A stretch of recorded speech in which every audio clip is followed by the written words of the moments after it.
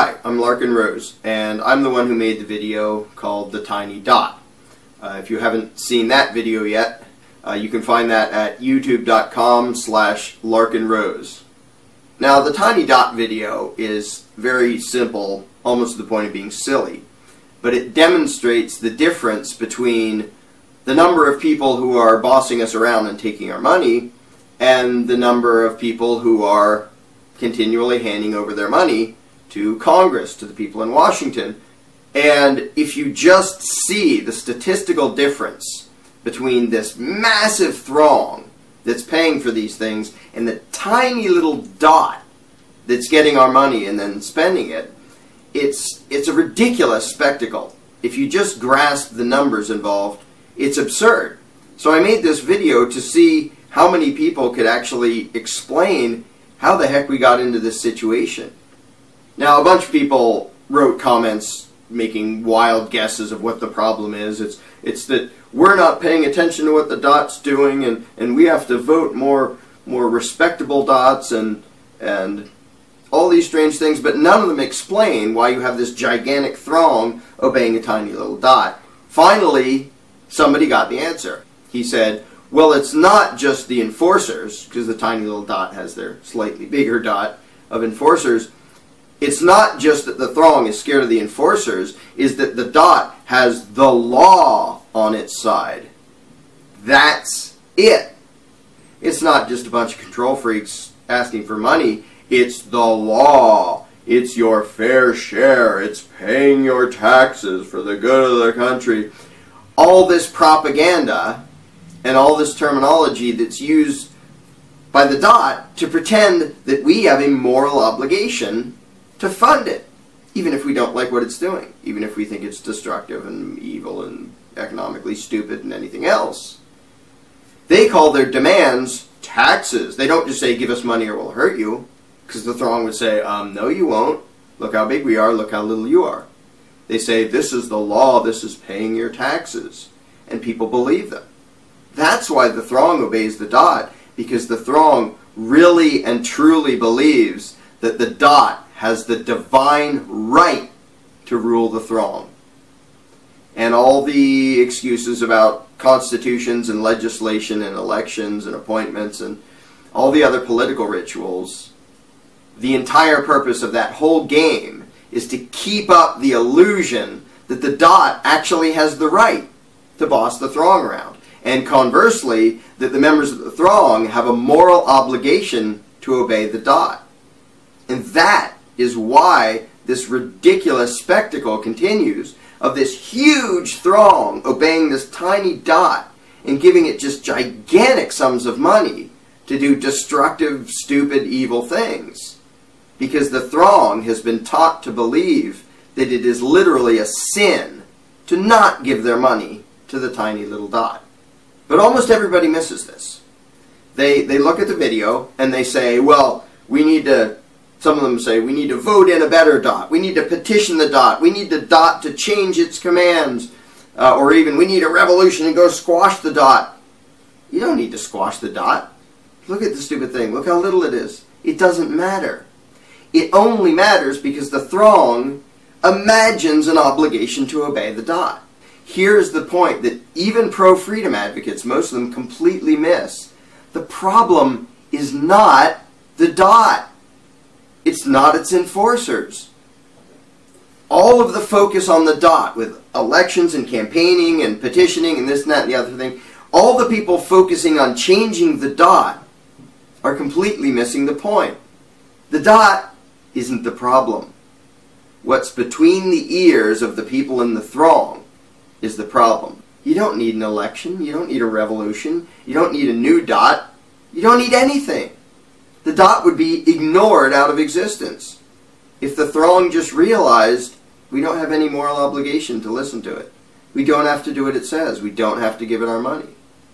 Now, of course, if one person realizes that, he's in deep trouble. Because not only will the dot and its enforcers try to squish him, other members of the throng will try to squish him. And when people say, well, we have the police and the military and the IRS people, they have a bunch of enforcers. Yeah, but the dot doesn't make them. the police, the tax collectors, they come from the throng. They too have been taught that the throng has a moral obligation to obey this stupid, tiny little parasitic dot. And so they proudly go out and do their law enforcement, which means some people in the throng force other people in the throng to obey the dot. And they feel righteous about it, because they really and truly completely believe that it is evil to disobey the dumb little dot. It's evil not to give the stupid little dot a whole bunch of your money. The rest of the throng, by way of a jury, "Oh, you tax cheat." You pick 12 Americans, they're going to say, "You're evil, you didn't give your money to the dot. How dare you? Go to prison." Because the throng believes in an obligation to obey the dot. Even though they don't like what the dot does with their money, they still feel a moral obligation to hand it over. And that's the problem, is their perception. It's not the dot. All of the power of the dot is illusion.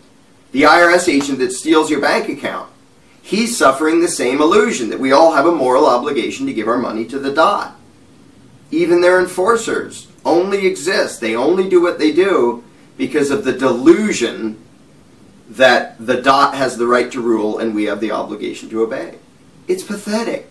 This giant throng begging this little dot.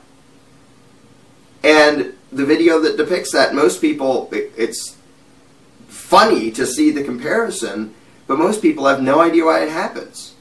Why would this huge throng continually bow to this tiny little dot that's too small to see? Puny little thing. What power does it have? You don't even need to squish the thing.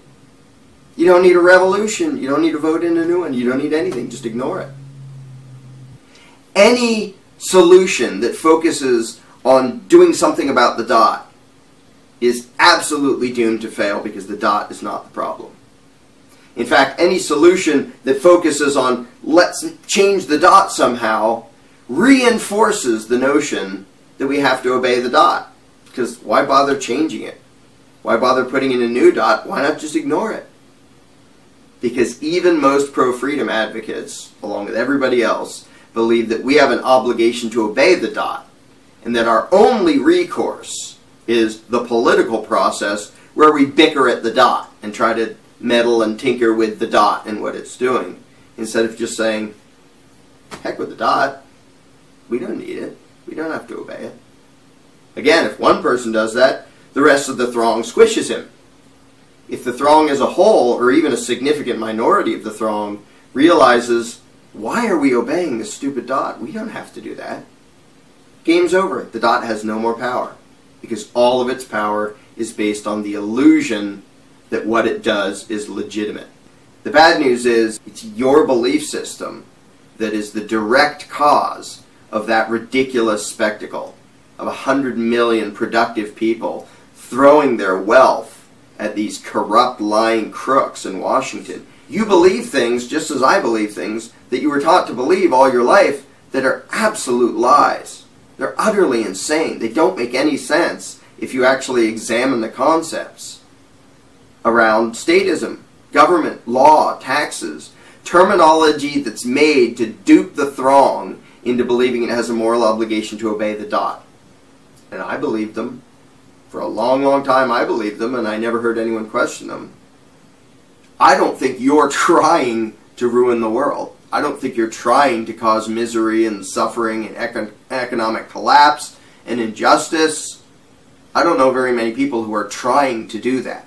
But I know a lot of people who are doing it nonetheless because of their belief system, because of the way that their belief system drastically warps and perverts both their perceptions and their actions. If you look at the video, the tiny dot, and you think, wow, that situation seems ridiculous, you have to understand why you, as part of the throng, A, you're the problem, B, you're also the solution, and you don't need to fix the dot. You don't need to reform the politicians. You don't need legislation to change. You don't need a new election. Fix what's between your ears, which may be a slow, uncomfortable process. It was for me, and just about everybody I know. Fix what's between your ears, and the world will fix itself.